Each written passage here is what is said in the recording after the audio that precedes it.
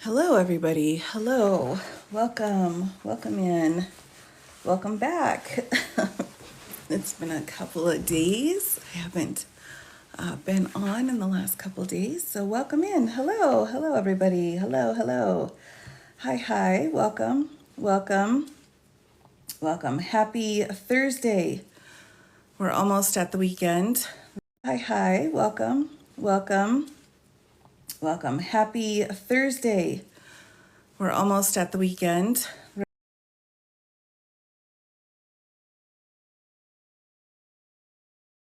Right? We'll get it sorted out. There we are. We should be better now.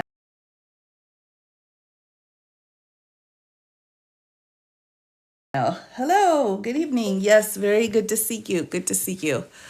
I had a little bit of a hiccup there, but we should be going okay now. Hello. Good evening. Hello, Willie B. Hello. Howdy. Howdy. Hi, VC. Good to see you. Welcome in. Welcome in. This week's been quite the week, everyone. I did go live to do some commentary with the debate on Tuesday. So that was very interesting. That was kind of fun. And then we had not too much really going on. We did have an order out of New York today regarding the gag order. And now we've got a new order out of Georgia. Hello. Oh, thank you. Thank you so much. Yes. So, absolutely, VC, absolutely. We've got to be careful. I think a lot of accounts are getting dinged right now. But I have a new order from Judge McAfee, everyone, out of Georgia today, dismissing 3 more counts out of the RICO case. Now, this RICO case was pretty huge. So, there's a lot to choose from. There's a lot of counts involved, and there's a lot of defendants involved still. So, there's still a lot of room left. But I think it's important to note which counts now have been dismissed. So we've had a couple batches of what are called demurs, motions for demurs, or motions to quash, meaning that the defendants have filed stating that certain counts in the Georgia indictment were not appropriate. So they were not, supported by law. They were in the wrong jurisdiction. The law itself was wrong. There were multiple reasons to file demurs and motions to quash. So Judge McAfee's held multiple hearings on all of these motions, and the last hearing that he had was in December. And in that hearing, there were 2 defendants in particular. We had Eastman and Still. We had several, but these 2 argued that these 3 counts were a violation of the Supremacy Clause, so of the U.S. Constitution. So they were federal questions. It should be in federal court, shouldn't be in state court, the way that they were put together. So that was the most recent one. We did have 6 other counts that had been dismissed due to how they were written out in the indictment, meaning there wasn't enough information to actually support the count. So that's something that can be fixed and then brought back, although DA Willis hasn't done it at this time. This whole case right now is stayed for the Georgia Court of Appeals. They're waiting to hear on a decision regarding whether or not DA Willis is not to be on this case any further. So we have been waiting on that. But in the interim, there was an order from the Court of Appeals stating that nothing further could be done on this case. So Judge McAfee had heard the hearing in December and had gotten this order to stay the case. So we have not heard from him until today. So today we do have an order. Oh, thank you, Violet. Yes, so we did get an order regarding those 3 counts. Now, again, this is a bit janky because we have 4 defendants already who have pled out. So they have already pled out. There were plea agreements put into place for 4. And another big batch of them are on the appeal to have DA Willis removed from the case.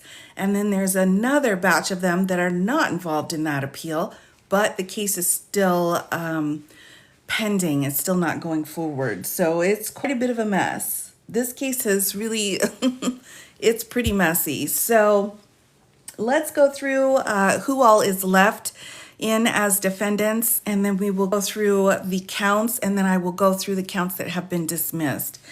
here, and we can kind of go and talk about the rationale for that. So, yes, well, welcome in, everybody. So Mr. Trump, of course, is still included in this indictment. So Mr. Trump, we have Giuliani, John Eastman. He's one of them that was involved with one of the counts that's been dismissed. Mark Meadows.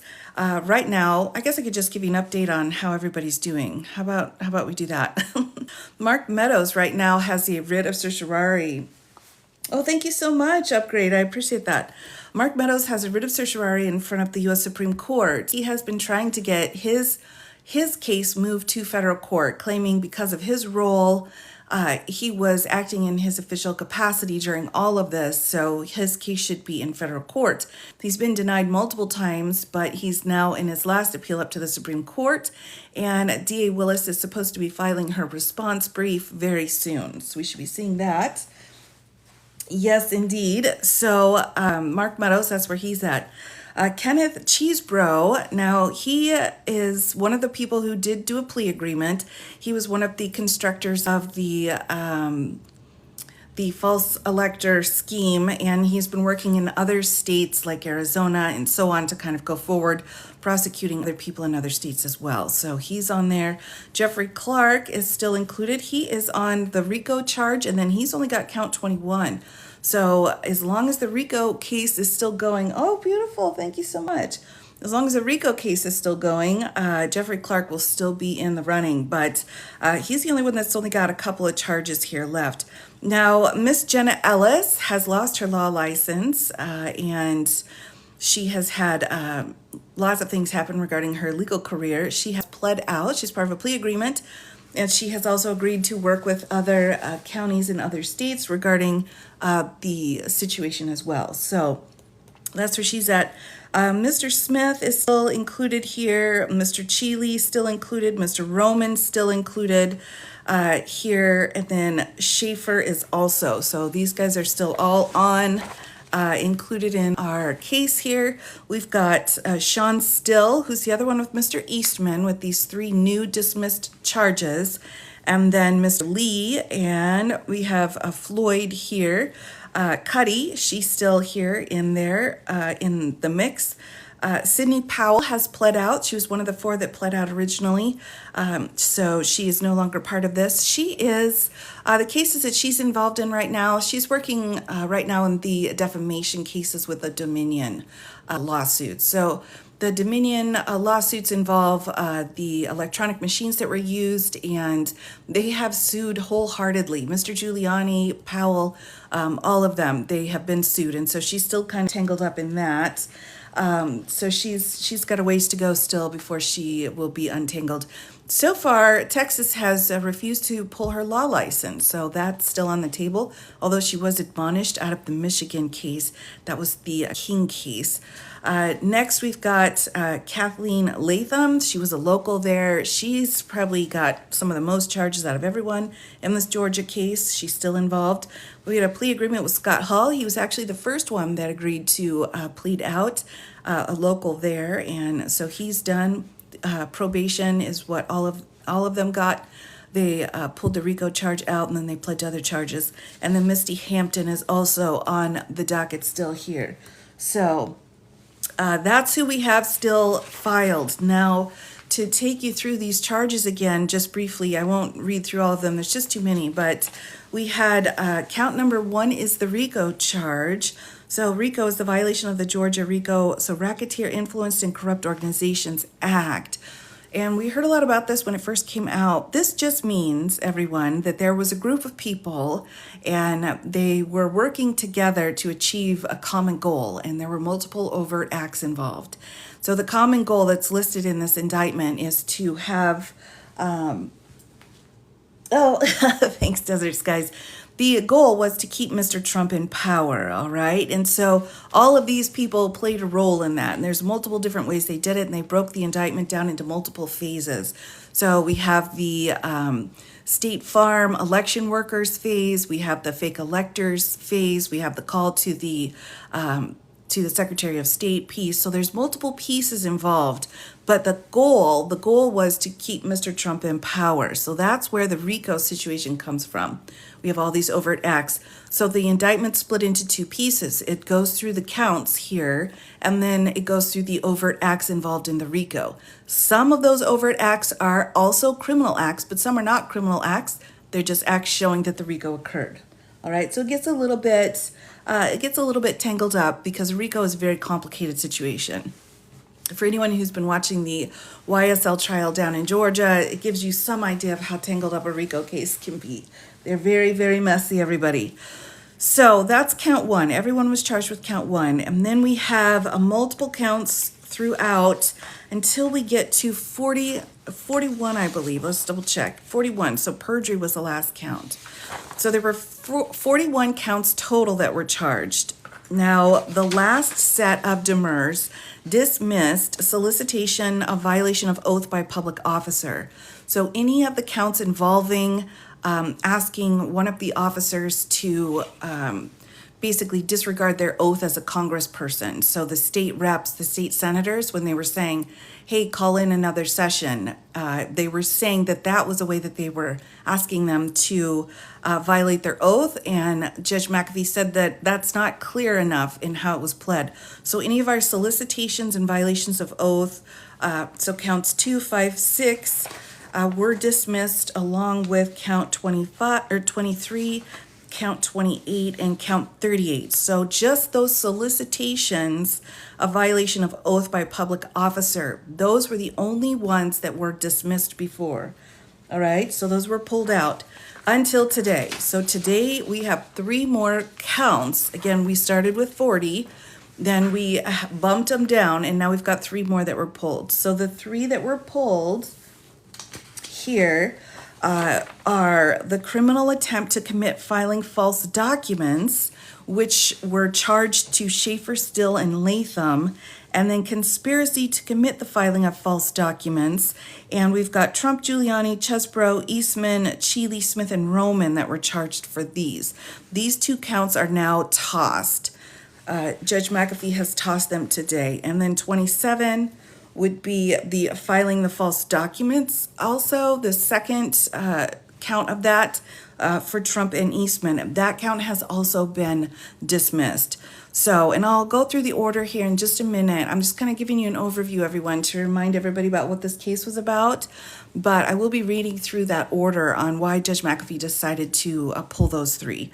All right, so with that, these 3 have been dismissed, and then we had the 5 previously dismissed. So we had 8 out of 40 counts, so we still have a total of 32 counts going.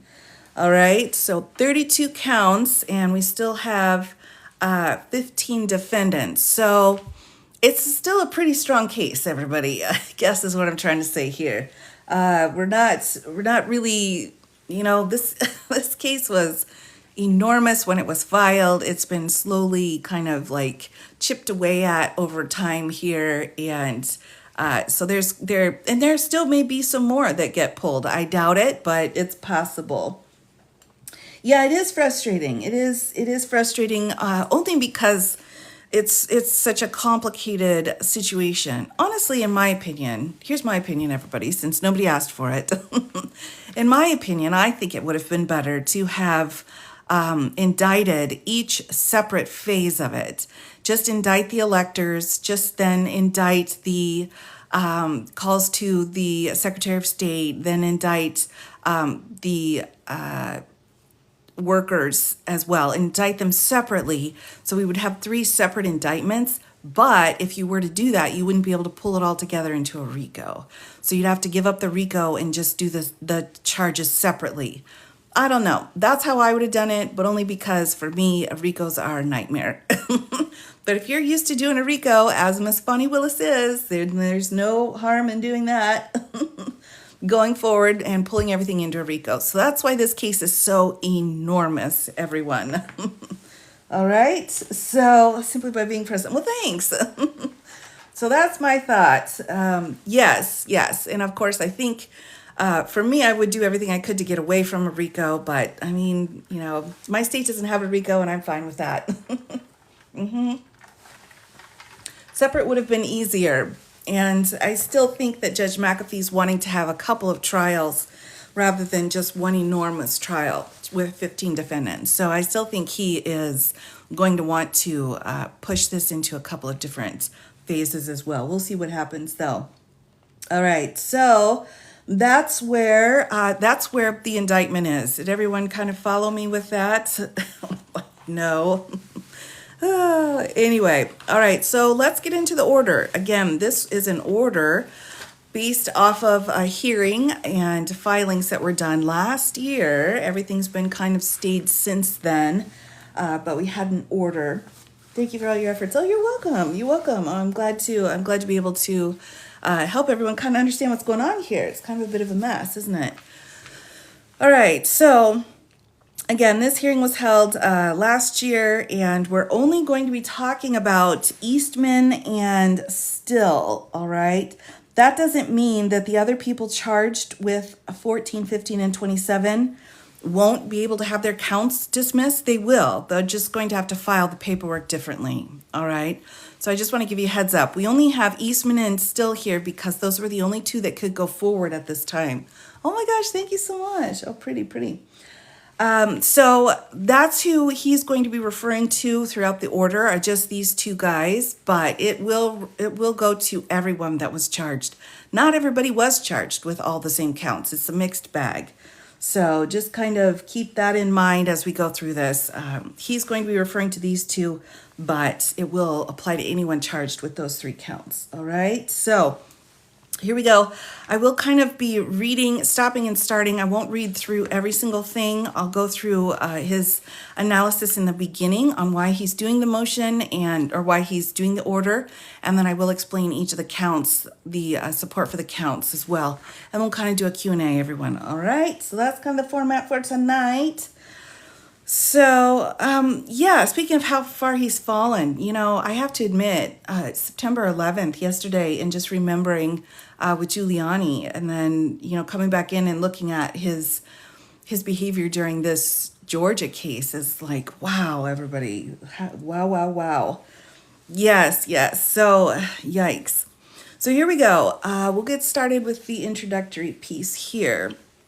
Order on defendant's motion to dismiss under the Supremacy Clause, which is under the 6th article to the U.S. Constitution. So defendants seek dismissal of the indictment under the Supremacy Clause of the United States Constitution. Footnote 1, on June 5th of 2024, the Court of Appeals, sua sponte, so that just means on their own, decided to issue a stay of all proceedings pending the outcome of an interlocutory appeal granted for 9 co-defendants.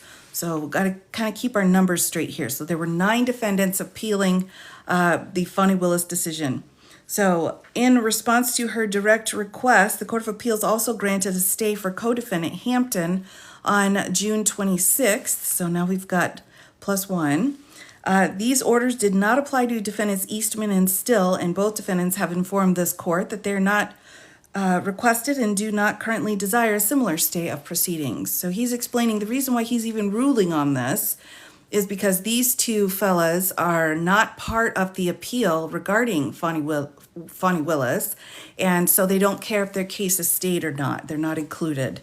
So that's why he went forward and put this order out today. All right, so next up, U.S. Constitution Article 6, Clause 2, that's a supremacy clause. They argue the indictment is preempted by federal statute, that presidential electors fall outside the state's appointment power and police power, and that state action is prohibited because the subject of the indictment is inseparably connected to the functioning of the national government. And there's footnote 2 here, and then he's just citing to where they're saying that. So we've got different documents adopting other things here. The court heard argument from counsel for several co-defendants adopted by Eastman and Still on December 1st of 2023. After considering the briefing and argument of counsel, let me make sure I'm in frame here properly, everybody. The court finds the indictment is not barred entirely. So this is really important. All right, because the pleadings had requested that the entire indictment be thrown out. And Judge McAfee is saying, no, that's not appropriate here. We're not throwing the entire indictment out. That's an important ruling, everyone. So that means our case can still go forward in Georgia once these other appeals are taken care of. It can still go forward. However, because the court also finds that the United States Supreme Court's decision in In re Lani, which is an 1890 case, preempts the state's ability to prosecute perjury and false filings in a federal district court, counts 14, 15, and 27 must be quashed.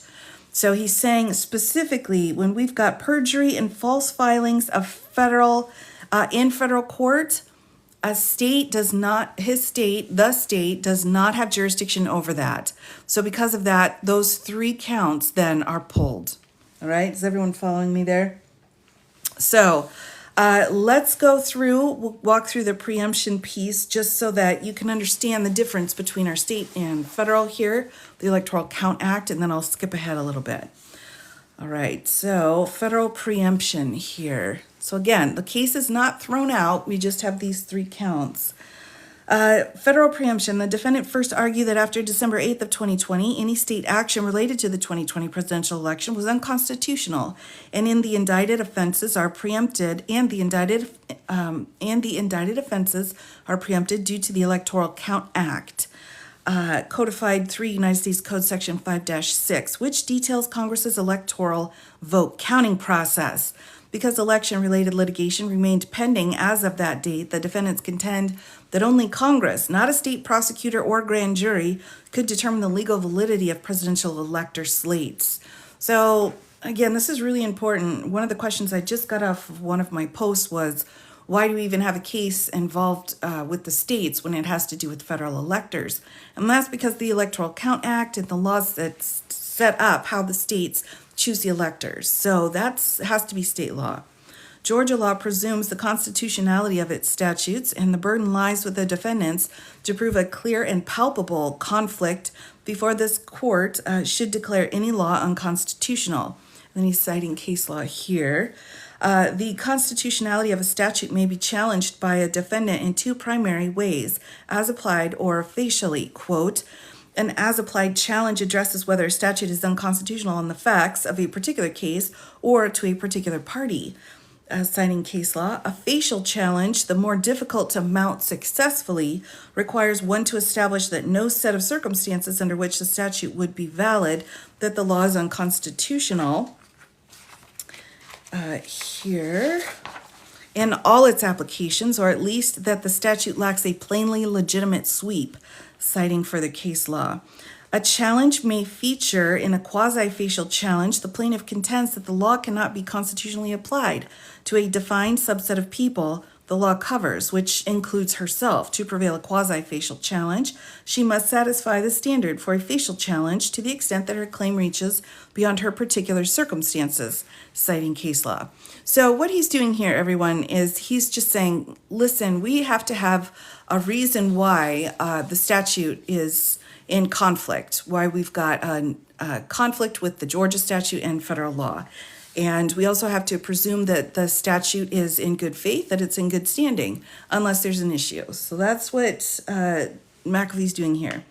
Although not discussed in detail through the parties' briefing, the court views the defendant's preemption argument as a mixed quasi-facial challenge appropriately raised pretrial. That's interesting. So this is a kind of a new thing.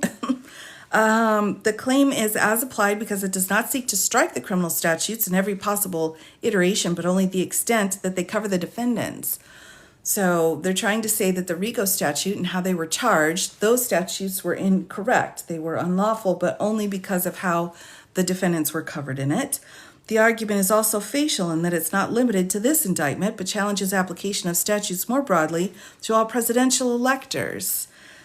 Here. So defendants must satisfy the standard for a facial challenge to the extent of the reach of their claims. Therefore, in asserting that the statutes cited in the indictment are preempted, defendants must show the challenged laws are preempted in all of their applications towards presidential electors or those purporting to be presidential electors.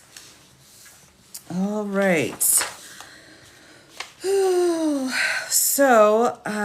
Procedural framework aside, the Supremacy Clause declares that state law must yield to federal law when the two conflict. The resulting preemption doctrine therefore applies. 1, where there's direct conflict between the state and federal regulation. 2, where state law stands as an obstacle to the accomplishment and execution of the full purposes and objectives of Congress. Or 3, where Congress has occupied the field in a given area so as to oust all state regulations. Each of these 3 possibilities has been assigned a label: express preemption, which applies where the law is explicit in preempting state law, whereas implied preemption, further classified as either conflict preemption, 2, or field preemption, 3, occurs where the reach of the federal law indicates that Congress intended to displace state law. Conflict preemption occurs either when compliance with both state and federal law is impossible, or when state law poses an obstacle to accomplishing the full purposes and objectives of Congress. Field preemption, on the other hand, occurs when the scope of federal statute indicates that Congress intended federal law to occupy a field exclusively.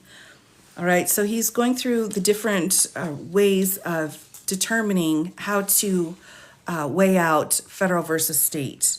All right, so this is the point where I'm going to start skipping through a little bit. He goes into the express preemption.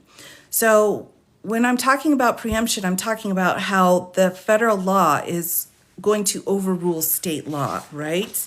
So that's what he's going through his analysis of here. So we've got express preemption, conflict preemption, going through and explaining that, why federal law there is part of that analysis, and then that field preemption. So he goes through that analysis for all 3 levels of preemption. All right, I'm not going to read through all of that. And then that takes us then to number 2. So he talks about how federal law is preempting state law, and now he's going to talk about the appointment power. All right, so stay with me here, everybody, as I kind of go through this pretty quick. Outside traditional preemption conflicts or context, the defendants also argue the indictment of unelected federal electors lies beyond the state's constitutional grant of power to appoint electors found in Article 2, Section 1, Clause 2. So this is the appointment power. So this is the second part of their question. They're saying, first of all, it's federal law involving the electors. And second, who picks the electors is also part of the appointments power, which is federal law. All right. So he's putting 13 as our footnote here, stating under Article 2, Section 1, Clause 2, each state shall appoint in such manner as the legislature thereof may direct a number of electors equal to the whole number of senators and representatives to which the state may be entitled in Congress, but no senate or representative or person holding office of trust or profit under the United States shall be appointed as an elector, also known as the appointment power. The argument relies in part on U.S. term limits v. Thornton, which was a huge case used quite a bit in the Anderson case before everyone, where there was this issue of part of the 14th Amendment disqualifying Mr. Trump from being on the ballot. All right, so where the Supreme Court explained that the article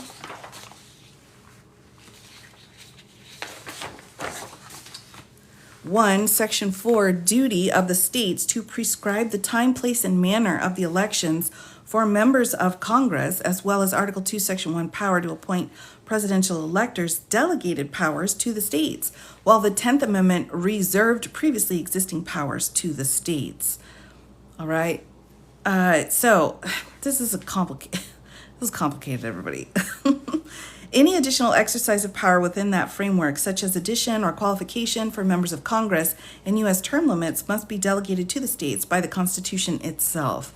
This argument of federal control in presidential elections is seemingly supported by dicta in Oregon versus Mitchell. Dicta just means kind of like the ramblings of the judge, which, in finding that Congress has power to enfranchise 18-year-olds in federal elections, stated that Congress has the final authority over federal elections. And then we're citing the Oregon case. Thus, the question raised is whether the scope of the state's delegated power over electors includes the power to indict persons who allegedly impersonate an elector. So that's the key to all of this. as we're going through and we're wondering like how all of this is working, the whole reason for this analysis is so that he can make the decision about whether or not it's appropriate for a state to indict people who are impersonating being electors. All right, so that's the whole purpose behind this. After consulting In re Green and Chifalo again, the court concludes this indictment is within the state's power. So he's saying, yes, this indictment is okay. In re Green holds that a state may prosecute a person for fraudulently voting for electors in the Electoral College.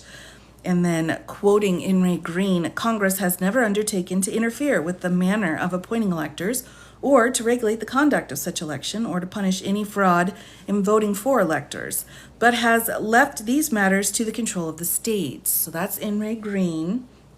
In Chifalo, the court found the state could impose a fine on electors who failed to cast their ballots for the winner of the state's popular vote per their required pledge.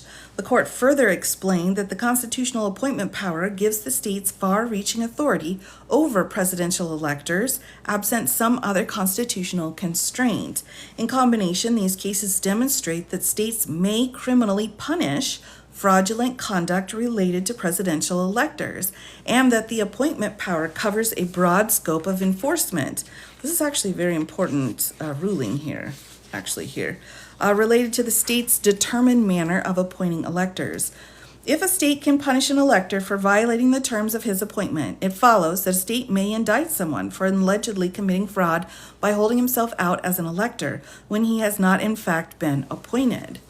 So McAfee's clarifying the law on this, and for any of the other states with the fake elector scheme, everyone, which there are many, they can come back and they can actually cite this particular piece and say, well, we've already got one judge in a state ruling that it's appropriate for us to charge people who are fraudulently putting themselves out as electors. All right, so that's pretty important. Defendants contend that Chifalo supports the argument that the state's power over electors ends on election day because a condition on elector appointment is still derived from the appointment power. But if the power ended on election day, states would not have the power to enforce such a pledge as the state of Washington did in Chifalo. And we're quoting that case. So long as nothing else in the Constitution poses an obstacle, a state can add, as Washington did, an associated condition of appointment. It can demand that the elector actually live up to his pledge on pain of penalty, which is to say the state's appointment power, barring some outside constraint, enables the enforcement of a pledge like Washington's. In Chifalo, the mechanism of appointment was violated by electors breaking the pledge to vote for the winner of the popular election in the state. This indicates that beyond election day, each state may enforce its mechanism of appointment. And in this case, the state alleges the mechanism for appointment was violated by contingent electors fraudulently claiming to be the duly elected and qualified electors within Georgia's power of appointment. So that's nicely put. Defendants further argue that only a state legislature may enforce the appointment power. This concept is again at odds with In re Green and Chifalo. In both cases, courts and the affected state enforced the appointment power determined by the state legislatures, noting how enforcement proceeded through the state courts upholding the fine imposed. And then in re, describing the petitioner's indictment for illegal voting. Some defendants additionally claim that the indictment is improper because the 12th Amendment gives Congress the sole authority to determine the outcome of disputes between sets of electors after Election Day. But Chifalo described the 12th Amendment as mandating a procedure for electoral vote, sending and counting, and found that a state's power to enforce its mode of appointment fell within it. Again, as noted on the issue of preemption, this indictment does not impair electoral vote counting in Congress, as described in either the 12th Amendment or the ECA. So he's saying here, so if they want to come back and challenge and say that the 12th Amendment and the Electoral Count Act prohibit these states from charging criminally, that's not appropriate under the Chifalo case. All right. So number 3. That was the second piece. So the appointment piece has been satisfied. Number 3, inseparable connections to the functioning of the national government. Finally, the defendants argue that because the election of the President of the United States is inseparably connected to the functioning of the national government, the Supremacy Clause bars the state's criminal indictment. So again, this is a key piece for all of our cases. They're saying this is a federal issue. It should only be done in federal court. The states can't deal with it at all. The defendants primarily rely on In re Loney, which prohibits a state prosecution for perjury related to statements a defendant made while testifying in a federal tribunal. And here's footnote 14 here. Loney itself does not contain the phrase so inseparably connected with the functioning of the national government. Rather, that language derives from U.S. v. Fay, a Second Circuit opinion. The Second Circuit cited Loney to support the idea that a federal court could entertain a writ of habeas corpus petition despite the petitioner not having met his duty to exhaust available state remedies. In upholding an issuance of the federal writ, the Supreme Court held that the state court had no jurisdiction to entertain an action so inseparably connected with the functioning of the national government. It had been said that the exceptional character of these cases, including Loney, which permitted the bypassing of the state remedial process, was that they involved either the operations of the federal government or its relations with other nations. The Second Circuit's broad interpretation of Loney's holding is not binding on this court, and this order evaluates Loney based on its more specific holding. So he's just clarifying the citations that defense counsel had used here. This is another situation where, like in California, they said, well, Florida's holding, Judge Cannon's holding is not applicable to us here in California. So Judge McAfee's saying the same. Second Circuit's decision is not applicable here. So I'm going to push it to the side. So here they're saying, while testifying in a federal tribunal, holding that while a witness is testifying under oath authorized by the United States, the witness provides his testimony in obedience to those laws and not to the performance of any duty which he owes to the state in which the testimony is taken. The underlying policy endorsed by the court is to prevent the state's prosecution of individuals for perjury in a federal tribunal where such a prosecution was instigated by local passion or prejudice. So the case he's citing here, everyone, this Loney case, is specific to testimony. So he's really pulling that distinction out here. Similarly, in Ross v. State, a case cited by Loney, the Georgia Supreme Court found that a state could not have jurisdiction to prosecute a defendant for perjury because, quote, when a crime is committed against the public justice of the United States, the party charged therewith is to be indicted and prosecuted, therefore, in the courts of the United States and not in the courts of the state. The court in Ross based its decision on the federal statute that provides for exclusive jurisdiction in the district courts for crimes against the laws of the United States, the equivalent of the modern codification of 18 United States Code Section 3231.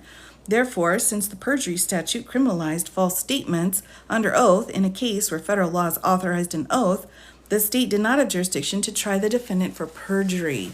So he's setting this out again. So these false statements and these perjury statements regarding a federal situation are not within the purview of the state.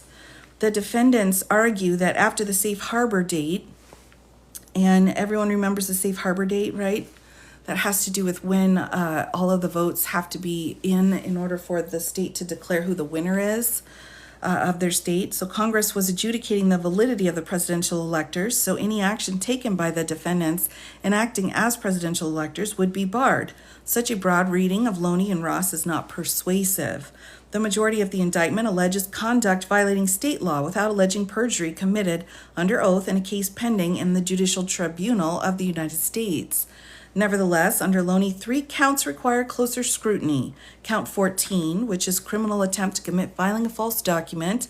Count 15, conspiracy to commit filing false documents. And count 27, filing false documents. All right, so he's saying that he does have jurisdiction. Georgia does have the authority to go forward, but they have to watch out for this perjury element because of how the federal law is written. All right. So then he'll go through each of the counts. So I will read each of his analysis per count here. We'll take a little tea break. Hopefully everyone's following me here. All right, so A, count 27. The central holding in Loney is that the power of punishing a witness for testifying falsely in a judicial proceeding belongs peculiarly to the government in whose tribunals that proceeding is had. More recently, the Supreme Court affirmed this holding in Arizona v. U.S., a federal preemption case that cited Loney for the proposition that states may not impose their own punishment for perjury in federal courts. So Loney's central holding concerns the federal court's ability to police its own proceedings, certainly with respect to statements made under oath. At the time of this indictment, federal laws provided and still provide a mechanism of enforcement against false statements made under oath in judicial proceedings. As a result, Georgia does not have a legitimate interest in jurisdiction to punish such statements. In the undersigned's opinion, the state's tenacious effort to distinguish Loney in supplemental briefing does not overcome this point. So he's saying nice try to the DA, but no. Decisions from New York's appellate and trial courts. This, everyone, is where he starts going into some of Mr. Trump's other cases. Decisions from New York's appellate and trial courts provide further persuasive examples of Loney's application to state law enforcement. In People v. Cohen, the New York appellate court found that the state could prosecute false statements made to a private entity when that entity was not exclusively federal, and the prosecution protected both federal and state interests concerning the securities industry. The court distinguished the facts of that case from a lower court opinion involving the Securities and Exchange Commission. In that decision, People v. Blair, the trial court discussed Loney and found that the state could not punish perjury originating in testimony before the SEC because it was within exclusive jurisdiction of the United States, as the SEC was acting as a federal agency administering an oath exclusively under federal law when the defendant gave his testimony. These examples demonstrate the basic application of Loney to a state prosecution of alleged perjury committed in a federal tribunal. Applied to this indictment, count 27 alleges the filing of false documents in violation of a Georgia code. This code section criminalizes knowingly filing, entering, and recording any document which contains a materially false, fictitious, fraudulent statement or representation in public record or in a Georgia court or court of the United States. And then we have footnote 15 here. The court notes that since the 2014 amendment expanding the reach of this statute to include the courts of the United States, the section has never been substantively reviewed by our appellate courts. Here, the document in question is the verified complaint for emergency injunction and declaratory relief in civil action Trump v. Kemp. Verified complaints to a federal district court come within the ambit of federal perjury statutes because the statutory reach of this section of Georgia law provides a criminal sanction for verified false statements made under oath in federal court. The undersigned concludes that the defendant's quasi-facial challenge succeeds. This charge must be quashed. So he's saying that there's actually a problem here with the Georgia law, all right, because this particular filing involved a federal perjury issue with a federal court, and so it's quashed because there's an issue with how the law is written. All right, so that's number one. Number two, counts 14 and 15. So that was count 27, for those of you keeping track. Counts 14 and 15 present a slightly different question and require consideration of dual sovereignty, which, is always fun, right?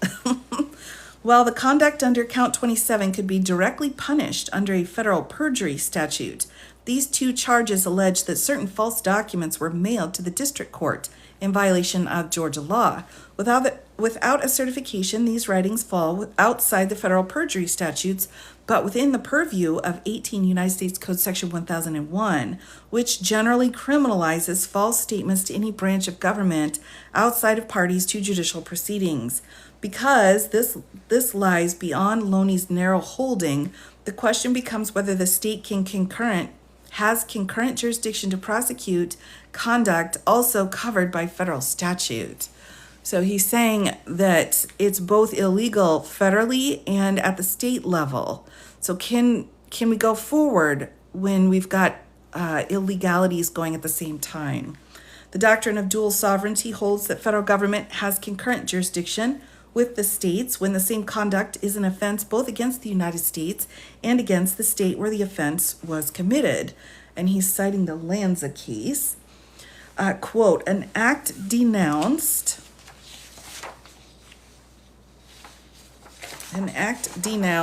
as a crime by both national and state sovereignty is an offense against the peace and dignity of both and may be punished by each. For example, as previously noted, Henry Green held that the states had concurrent power with the United States to punish fraudulent voting for presidential electors. Both Georgia law and the reasoning of Loney aid in the inquiry here of whether the crime of attempting or conspiring to file false documents in a federal district court is within a state court's jurisdiction. First, in Cross v. State, so we'll go into the state law here, the Georgia Court of Appeals addressed the concept of concurrent jurisdiction with respect to an indictment charging a defendant with forgery of various state documents and federal currency. To decide whether the state had concurrent jurisdiction with the federal government, in that case, the court focused on the distinction between a private wrong and an offense committed directly against the federal government. There, the defendant's indictment for forgery was found to be a private wrong under Georgia's forgery statute at the time, as opposed to the public wrong of counterfeiting. Here, unlike the forgery of currency, which can be used to commit fraud against individuals in the state, filing false documents in a U.S. district court is an offense, like perjury, committed directly against the public justice of the United States, because that is where the primary effect of the false filing lies. So that's a forceful holding for him. He's setting this precedent now for the state of Georgia. As Ross v. State similarly noted, when a crime is committed against the public justice in the United States, the party charged therewith is to be indicted and prosecuted, therefore, in the courts of the United States and not in the courts of the state. So he's saying the filing in a state, in court, was a federal issue, and so it cannot be filed here in state court. The reasoning employed by the court in Loney also supports this conclusion. In reaching its holding, the court stressed that, quote, it is essential to the impartial and efficient administration of justice in the tribunals of the nation that witnesses should be able to testify freely before them. We are almost to the end here, just so that you know we're coming to the conclusion. Unrestrained by legislation of the state or by fear of punishment in the state courts. Applying this reasoning to the facts alleged in the indictment, filing a document in a federal court is sufficiently analogous to providing testimony. Punishment for filing certain documents would enable a state to constrict the scope of materials assessed by a federal court and impair the administration of justice in that tribunal. At its core, Loney concerns the ability of a federal tribunal to police its own proceedings. Counts 14 and 15, as alleged here, interfere with the district court's ability to do just that by imposing a state sanction when a federal sanction is already in place. For these reasons, the undersigned believes counts 14 and 15 must also be quashed as beyond the jurisdiction of the state. So there you go, everyone. So we've got count 27. We've got 14 and 15 together because we're filing in a court, and then we've got count 27, which is a bit of an easier analysis. All right, so those three counts are out. And so he does wrap up here with the rest of the charges. So this gives us a little insight into what the case is going to look like in the future.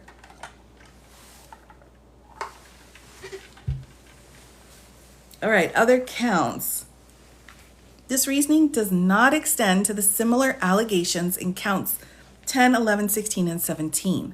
Counts 10 and 11 charged defendants with forgery in the first degree and conspiracy to commit forgery in the first degree under Georgia law. Both counts involve the making of a document titled Certificate of the Votes of the 2020 electors from Georgia and delivering that document to the Archivist of the United States.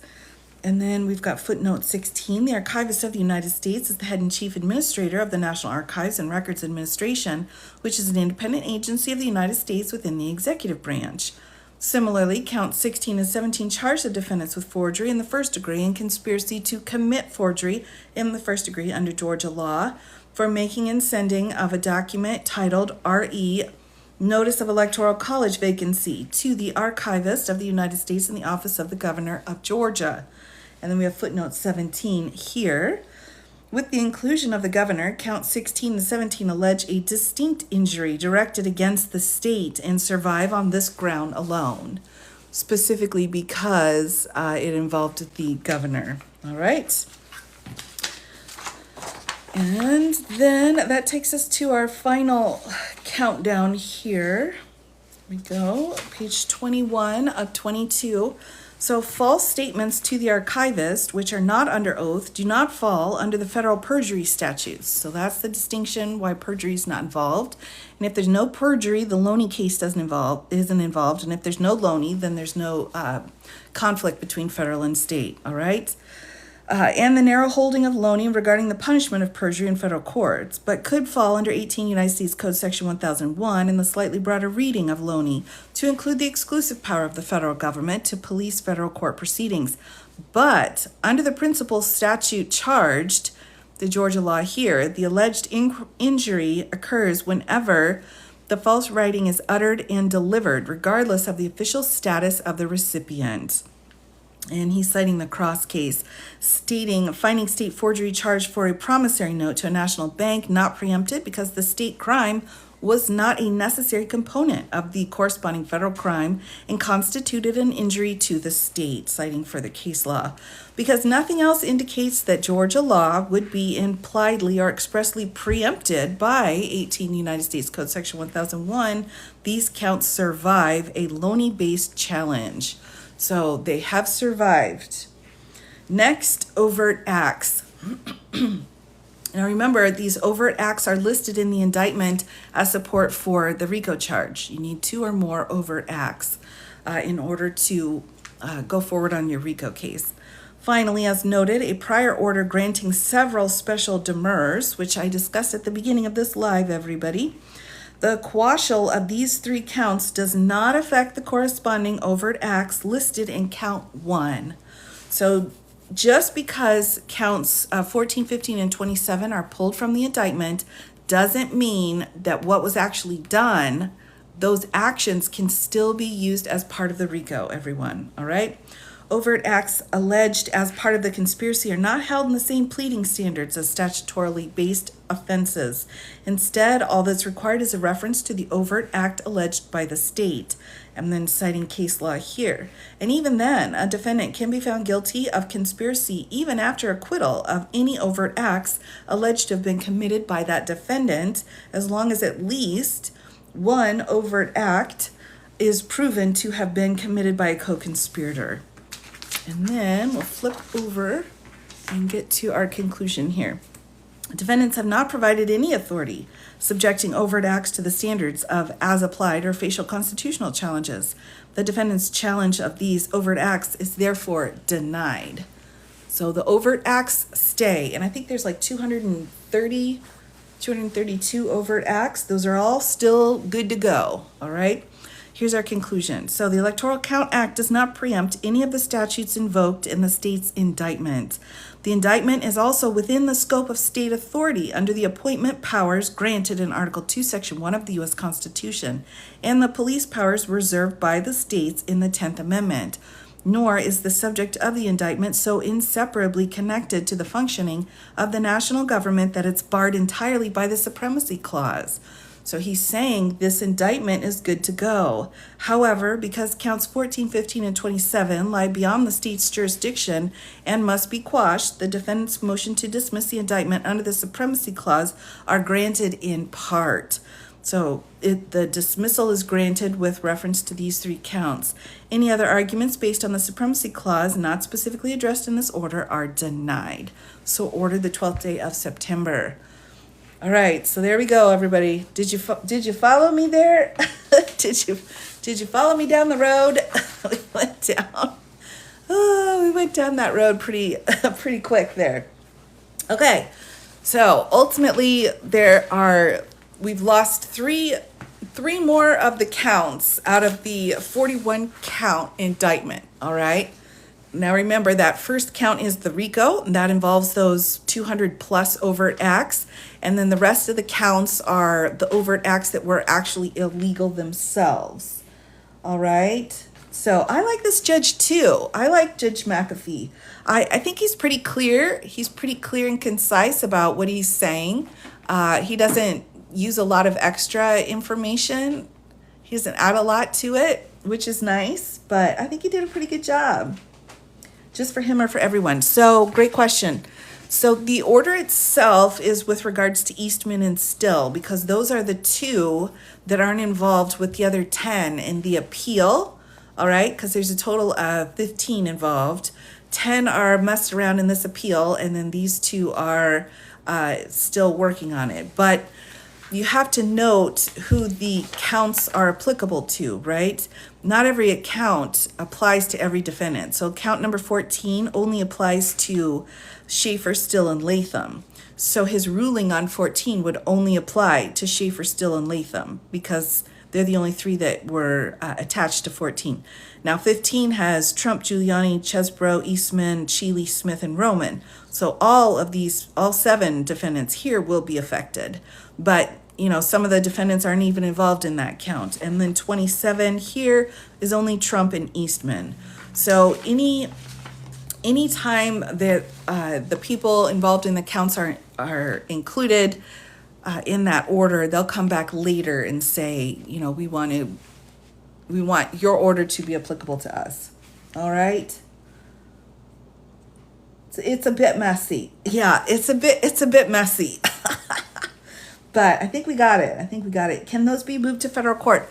So that's a good question.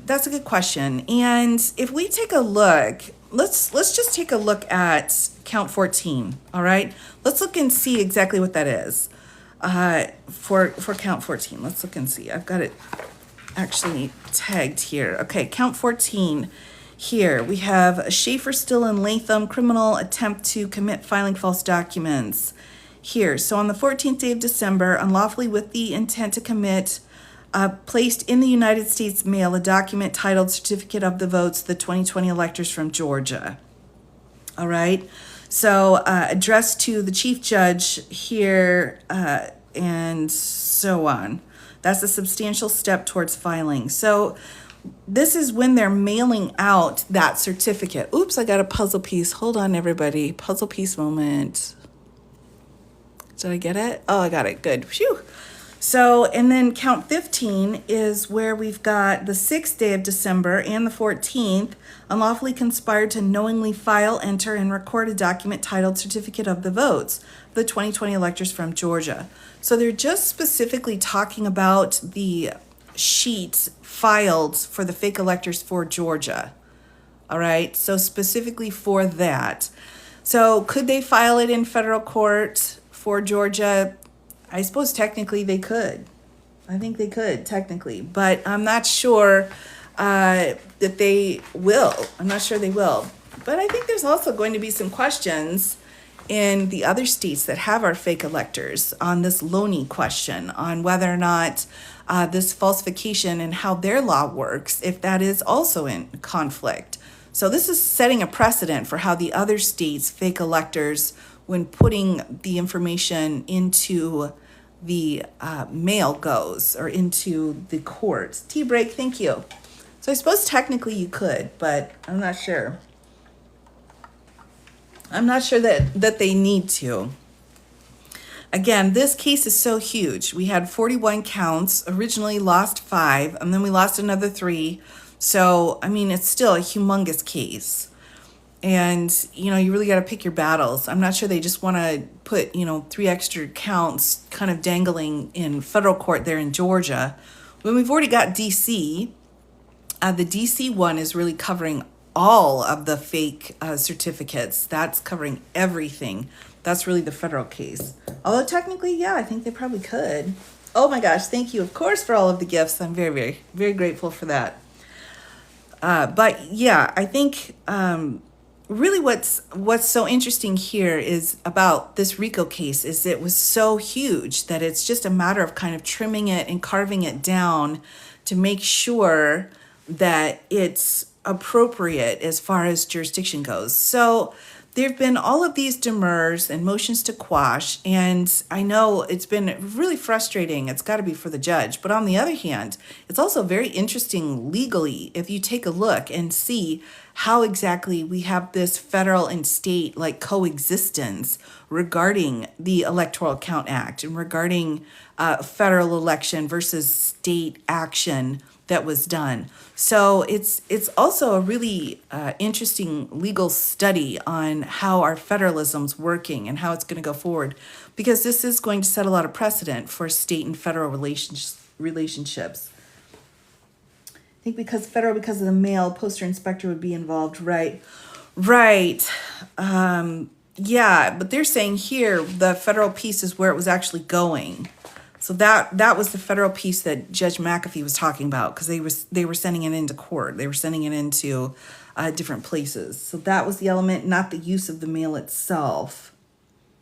I'm nervous about the federal case just in case Trump wins. I don't think he will, but still. Yeah, I know, Brian. I know. See, that's the other thing is this will be the Georgia case. This will be essentially, if Mr. Trump were to win the election, this will be the DC case, essentially, right? This is the state case that has the same elements to it that his DC case has. And if for some reason that DC case can't go forward because of the election, Georgia, all eyes will be on Georgia. All eyes will be here. And again, step by step, everyone, every single like T is crossed and I is being dotted here. So even though it's dragging on and it's like, oh my gosh, this is exhausting, but by the time it gets to a trial, what would be appealable is like, it's going to be a polished diamond at this point. Why wouldn't it be where it started? I'm not sure what you mean by that. It was a state electors, so that's how it's not state. Well, it's a state electors, but what he's talking about in his order here is where those charges. Okay, so let's look at that count again, all right? Criminal attempt to commit filing a false document. So what they did was they had the document for the Georgia and they sent it in to the court. And what he's saying is that's equivalent to testimony in court. And that means then that it's got federal jurisdiction. All right? That's what he's saying here. So because it was sent in, these three pieces were sent in, the Georgia parts were sent into a federal bit, the Loney case holds out, and therefore the state does not have jurisdiction, right? Now, it didn't, if it was going, and he distinguished it at the end, and he said if it was going to the National Archivist, that's different. That's a different situation. We're talking about when they're sending it into the court. Yeah, and it's not, again, the process of using the mail either. That wasn't the kicker as well. So he's just making that very clear distinction because there was a court involved. Yeah, so I mean, it's interesting, everybody, and I'm not sure exactly how. I mean, I keep thinking of Arizona because I think Arizona's case was was the best written, in my opinion, of the other elector cases. And how they worded it and how they'll go through, because Loney is a case that applies to everyone. That is Supreme Court law. So he's acting like he's not worried about losing the election. Yeah, I don't really know about that part's out of my yikes. That part's a little bit nerve-wracking, but if you think about it, it's been a year now, everyone. We've made it a full year since Georgia came down. And a year in a few weeks now. And this case has just been it's been a mission, all right? From the very beginning, we had these hurry up and get our speedy trial people. I mean, we were 3 months in and we're like, wow, we've got to get this case done. And then all of these other demurs, like, is the RICO even constitutional? We think Georgia law is unconstitutional. And it has just been a journey. And then also when we've got DA Willis going through what she was going through and having that whatever that was occurring as well. So this has just been a very long journey. Long indeed. Yeah, it doesn't seem like it's been that long, but oh, has it? And the paperwork is like, what? Because there were so many people. And, we had, in the beginning, we had this issue with even getting Floyd out of jail, and then everybody's mugshot was taken. And, it's been a year, and it will be at least another year before we really see some serious movement, before we start getting into more serious pretrial motions. In my opinion, I think it'll be another year. But are there any cases now about keeping Trump off the ballot? No, all of those cases have settled. I think what was really interesting, we had after the Anderson case came down, it was the Oregon case that had put everything on pause. It was Oregon that was like, we're going to wait. And then when Oregon came back and said, well, we've got our answer, then all of the rest of the states were like, okay, we all got our answers. So once Anderson came down, no further cases needed to go forward on that. So no, there were none. There were none just hanging around. Pets are marked safe. Oh my gosh. I tell you, the pets memes, everybody, it's a lot. Can we see the mugshot page real quick? Oh my gosh. I don't have it. Oh my gosh. I don't have it with me. I've got one that's only got the attorneys on it. Let me go grab it. I don't have the one with the X's on it. So just hold on here. Oh, goodness.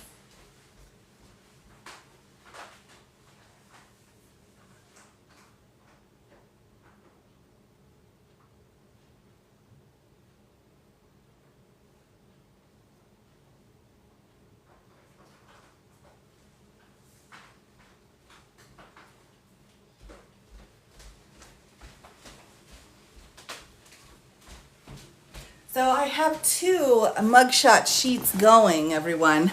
I've got one for the attorneys being disbarred, and then I have the one with the X's. So this is the attorneys. One. I suppose I could put the X's in here. Actually, I could put it together. So let's see if we can. Let me see if I can do that. I've got. Oh my goodness gracious. All right, so Sidney Powell has pled out, and this one has pled out also. Her name just completely Ellis. Miss Ellis has pled out. Oh my goodness. Chesbro has pled out, and then this guy whose name I always forget has pled out. So these four have pled out. Oh my gosh. So those four are done. We've just got the rest here. We've got everybody else. And we do have Giuliani has been disbarred. We've got Eastman's been disbarred here. And I think Jeffrey Clark, he's been disbarred too, hasn't he? I think by the end of the time, I hadn't figured out if he had been disbarred yet or not. But I think he's either disbarred or almost disbarred. Almost. Perhaps Hall's the other one who pled. Right. Thank you. Alice was, yes. So she is pled. Oh my goodness. Oh my goodness gracious. Will he ever be held accountable in any of his cases? That's a valid question, but I think another way of looking at it is to ask yourself, what is accountability? And that's what, as prosecutors, that's what we would always ask ourselves. What is accountability? If that only is prison, if for you accountability only means prison, then I don't know if that will be possible. If accountability means indictments and trials and being called out on bad behavior, if it means some kind of other sentence structure and money spent, that accountability is already happening. But, it depends on how you define that accountability. Filters giving plastic. That's funny. Oh my gosh. Oh yeah, I'll frame this. I will. It'll be framed. I tried to turn all the filters off when I do my hands here, but I feel like there's a filter on. Oh, prison must happen. So, and that's the big thing. That's the question of the world, right? Is he going to see prison? And I have to say, honestly, I mean, if they go in the Georgia case, 5 years minimum is mandatory. So Georgia was the only of the 4 cases where prison was absolutely mandatory. All right. So that's, if they lose Georgia, he's in prison. That's how that goes. If it goes all the way, if he doesn't settle. In my opinion, if he loses the election, he'll plead these cases out. That's what I truly believe will happen. Once this election is over, if he does not win, he will plead out so that he doesn't have to go to prison. And if he doesn't, if his attorneys don't get him to plead out, I think that there's something wrong with them because he needs to plead out because he's gonna be he's gonna have some troubles. But that would be my opinion. He needs to plead these cases out, and he could plead these out in a way where it'd be a couple of years of discomfort and then he would be done, but rather than dragging it out for all of eternity. But yeah, he's a habitual crimer. True. But, for New York, another question, I think that there's definitely a possibility on the table for the New York criminal case. It's absolutely possible in New York.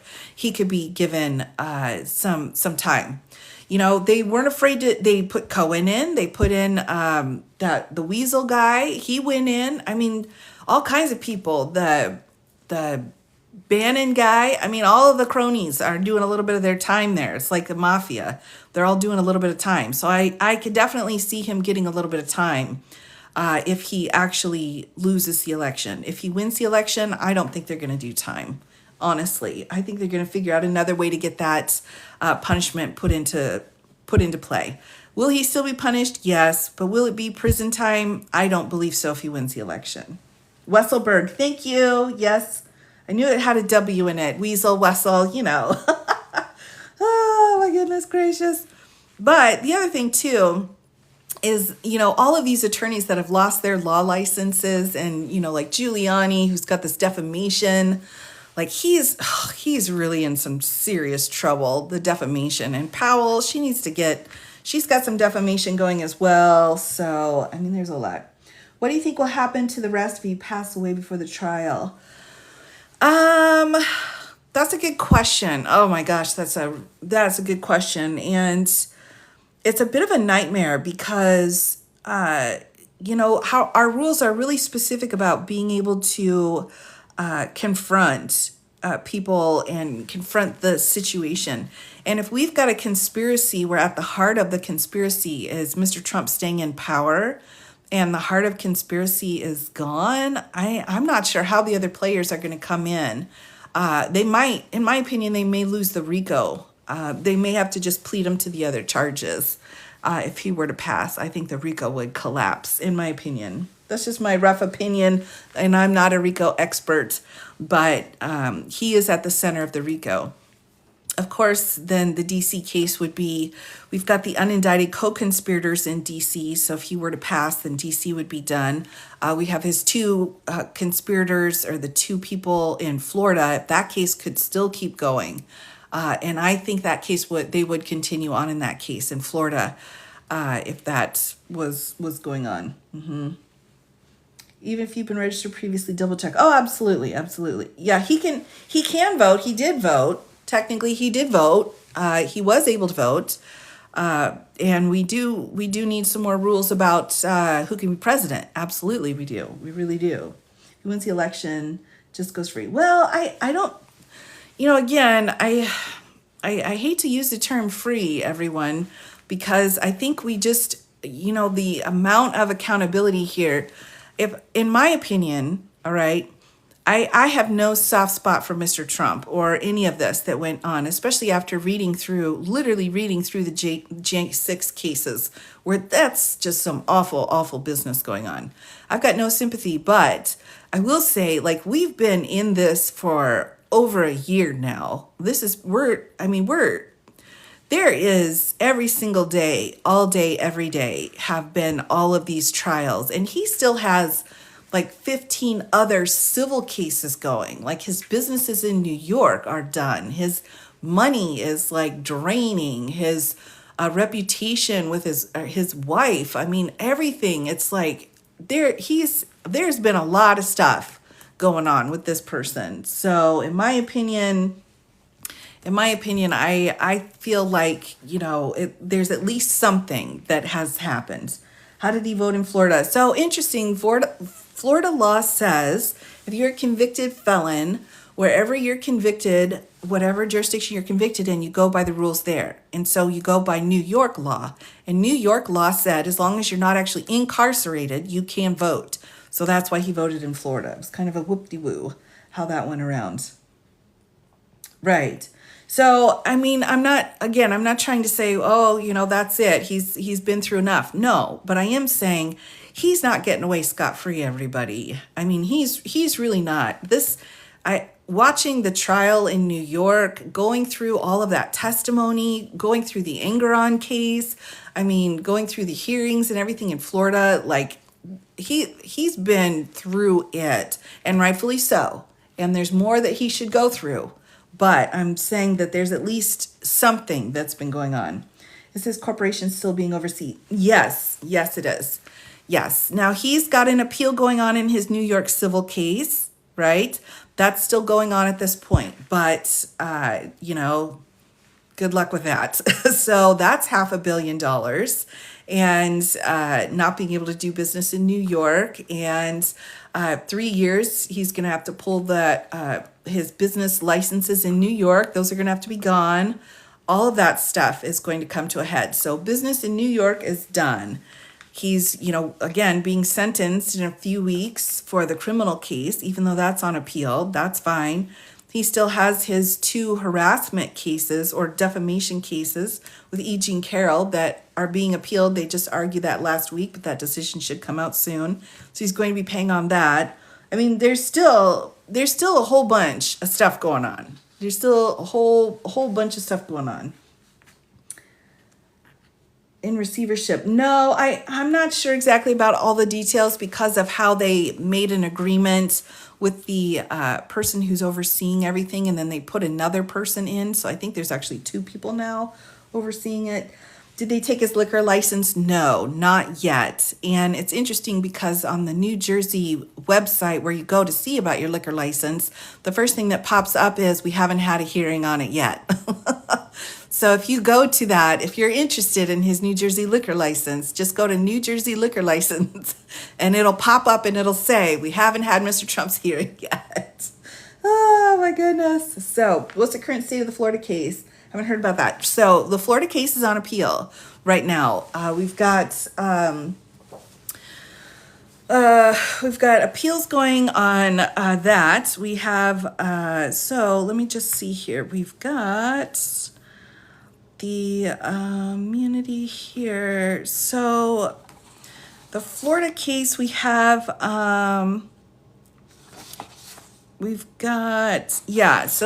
briefs going in the Florida case. We will be seeing more out of that, but the briefing schedule is what had come out.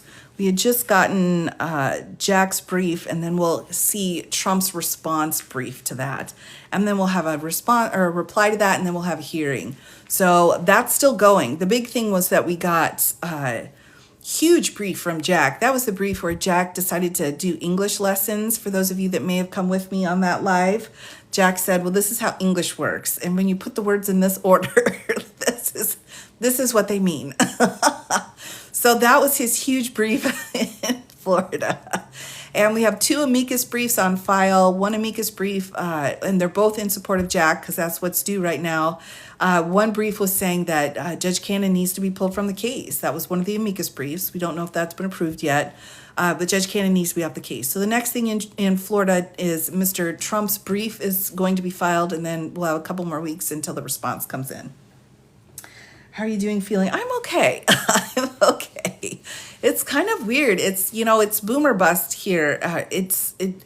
it's hurry up and wait when it comes to all of the legal things going on right now. And, it's hard with the election to kind of weed out these legal cases and not have all of the election stuff overshadow it. That's what I'm finding. It's really difficult to hunt down, like, that the Supreme Court, that the High Court in New York upheld the gag order. Like, that's like these little tiny blips now of news, because the news is so focused on the debate and the election. So, I mean, I had to chase down this Georgia order, and Georgia's not very user friendly finding legal documents. So that, I would say, is the only thing that's really super annoying, is to try to kind of throw all the election stuff, like weed through it in order to get through the good stuff. Like, what's going on? What happened to the copyright again? What's going on? Oh my gosh. Yeah, and protect your pets. Oh my gosh. Yeah, watch out for your pets, everybody. Oh, goodness gracious. Is Jack legally appointed? So, great question. And yeah, I think so. I mean, again, if you read his brief, and he's filed two briefs, actually. He filed a brief before Cannon even dismissed the case, going through the history and explaining it. And then he filed another brief. And then we have California with the Hunter case, where they said special counsel, of course, was done correctly. This is crazy. So, I mean, what's going to happen, I don't know. But if you look to the precedent and you follow the law, then yes, he was appointed properly. Yeah, the whole case is, I mean, again, they're just throwing whatever they can, and sometimes they get lucky and sometimes they don't. And I suppose that's part of your job, right, as an attorney. But, the way that I've read the law, the way I understand the law, yes, I believe he was absolutely appointed correctly and legally, and that the funding is absolutely correctly done as well. I think that that's appropriate. And unless we want to completely change how we're doing it, which we could do, but, if you want to completely change everything and completely overhaul US v. Nixon, fine, if that's what you all want to do. But, if not, then yeah, it was appointed correctly. That's my thought on it. Yeah, will the evidence be public before the election? Yeah, so actually in the D.C. case, everybody, we're going to start, which I had originally planned to go through the D.C. docket tonight, but then the Georgia hearing the Georgia case came down, so we had to go through that. I will go through the D.C. docket on another full live, everyone, but just to give you a little snapshot here into the D.C. docket. So just to give you an idea, we've got the big brief that we're going to see a lot of information coming out in. So if you're wondering if we're going to see new stuff, I believe truly is going to be the opening brief by Jack, which is September 26th in the DC case. I think this will be the brief where we get a lot of new information. And he goes through and explains how his superseding indictment is completely appropriate to go forward under the immunity case. So I think we'll be seeing a lot of stuff coming out here. Now, will we have a hearing before the election on immunity? I doubt it. But will we see the information on immunity? Yes. That information should come out before the election. We've got the first brief on the 26th, then October 17th is Trump's response, then October 29th is his reply. So these briefs here that she set out for the immunity question, that's where all the information I think is going to come out. So yeah, I think we'll have a sneak peek. It'll be some good information. Also, he's trying to say again that Jack wasn't appointed appropriately in DC, right? So they're going to have those arguments as well. And all of that will be done right around the time of the election as well. So we'll have that. It's going to be a lot. He's turning 18. Oh, congratulations. Oh, that's exciting. Oh, we love that. We love that. Yeah, how he won the case. Yeah, well, he says a lot of very interesting things. I think during the debate, one of the things that I thought was very frustrating was when he was saying, that the 80 cases that were filed that he lost regarding the election, he said, well, they wouldn't even hear the case. I'm like, well, that's part of, law. Part of law is having a case to bring in front of the court. So step number one, do you actually have a case? And if you get over that hurdle, then you can go forward. Step number two, So he's saying, wow, they wouldn't even listen. Like, that's because you didn't even have a case. So you didn't even have a case to bring, sir. So it gets very frustrating. And there is a lot of delay. There is a huge amount of delay. And it's very frustrating and for a lot of people. And then a whole bunch of stuff happens all at once. And then it's a delay again. So it's very frustrating. I disagree he's not being held accountable. Nobody ever thought he'd be indicted. Yeah, I mean, again, it depends truly. It will turn on your definition of accountability. What exactly is accountability looking like for you? And if you have a particular kind of accountability that you think is the only thing appropriate and it's not happening, then yeah, I mean, it feels like he's going to be getting away with everything. To me, I feel like his life is so tangled up in lawsuits right now. Like, I've never seen anything like this. One human being in this many lawsuits, criminal and civil, like, wow. This is, whether that's accountability or not, I don't know. But I mean, it's like, I don't know how he keeps track of them all. I don't think he does keep track of them all. I think he just kind of is like, do, do, do, do, do, and goes about life. But yeah, I mean, this is huge. I can't imagine the amount of stress.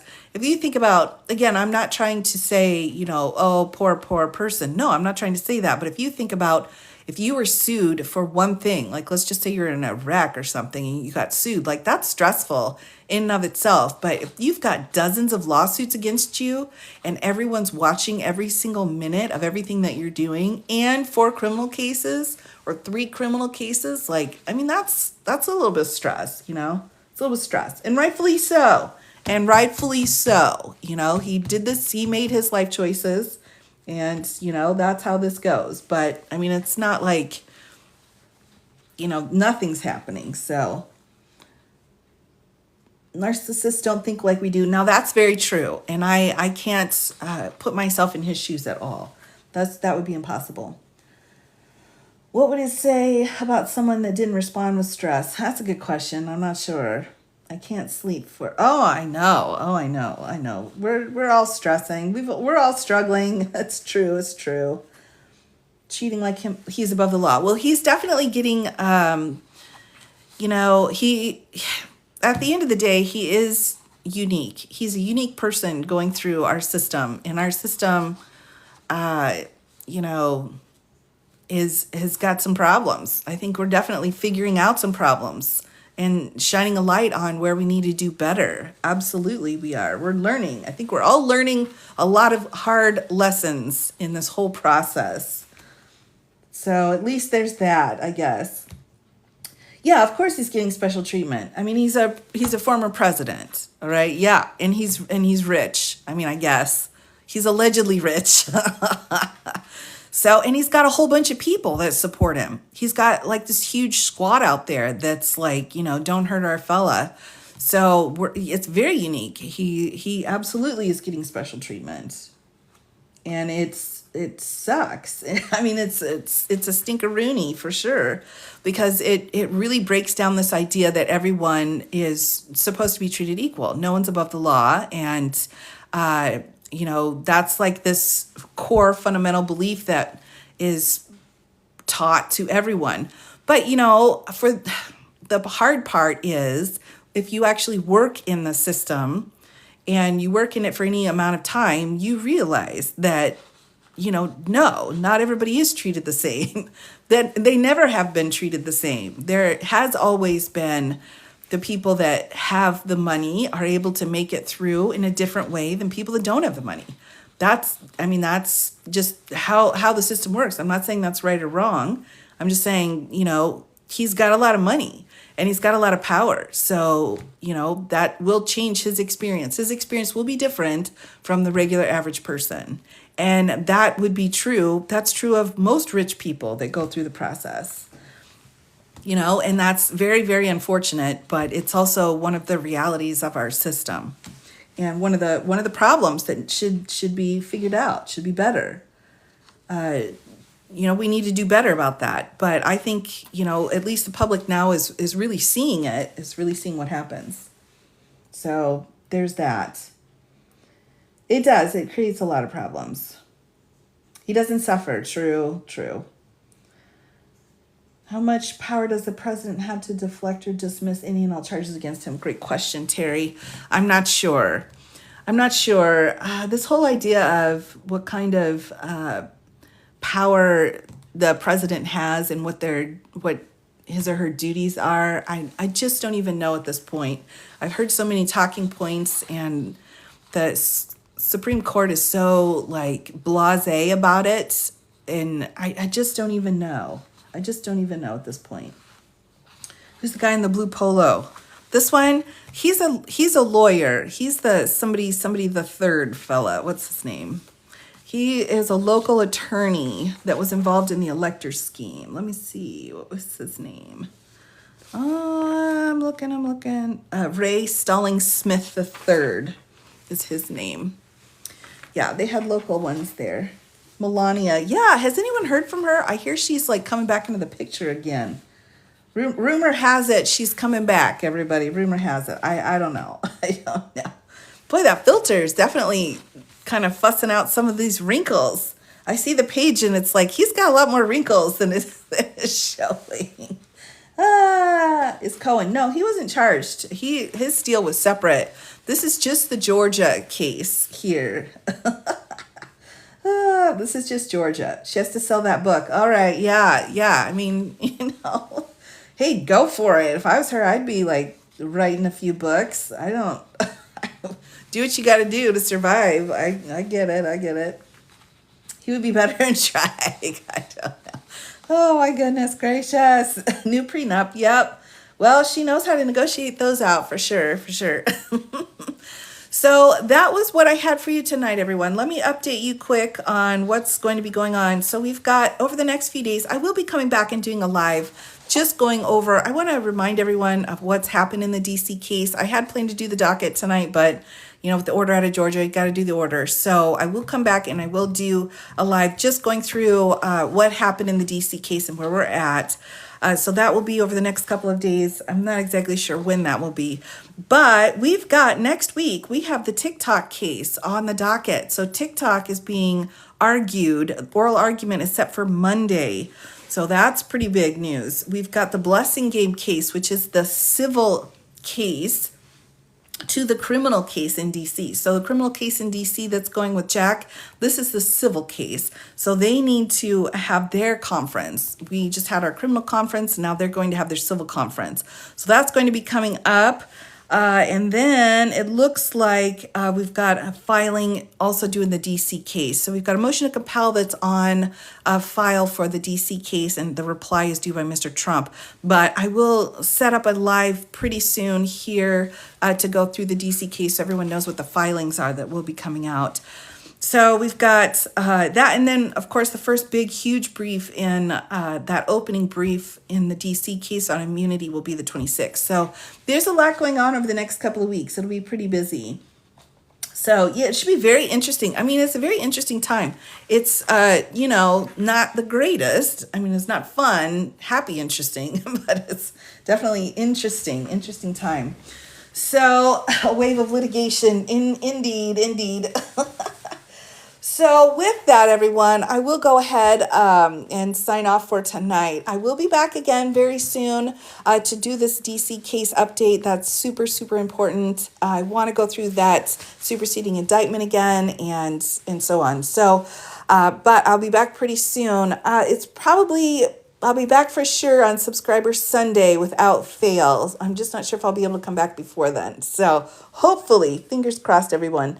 So with that, have a wonderful night, everybody. I will see you all very soon. And thank you all for coming and hanging out with me.